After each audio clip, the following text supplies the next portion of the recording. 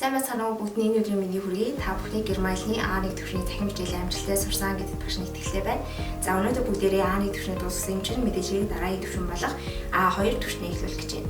За тэгэхээр А2 төвшний дөрвөн хичээлийн маань нэгдүгээр бүлэг маань болохоор нийтдээ 4 дүрмээс бүрдэж байгаа. За хамгийн ихний дүрм маань Nebensatz mit weil. Өөрөөр бид нар А2 төвшөнд нийлмэл өгүүлбэрийг хэрхэн яаж бичих вэ гэдэг чадварт суралцдаг. Тэгвэл энэ хичээлийн маань хамгийн ихний хичээл нь орж ирж байна. За хоёрдугаар дүрм маань болохоор компарацион буюу харьцуулсан болон дагуу зэрэг.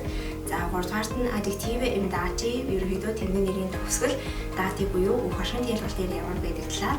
За дөрөвдүгээрт нь possessive article im dativ хамаатуулга төлөөний үгийг бүх оршин ялгалт дээр яаж бичдэг вэ гэсэн талаар ярилцсан гэсэн. Ингээд энэ дөрвөн дүрм маань нэгдүгээр бүлэгт багтж байгаа хань. За тэгээд та нар А2-ийнхоо нэгдүгээр бүлгийн хичээлийг амжилттай сайн суралцаарай. Амжилт хүсье.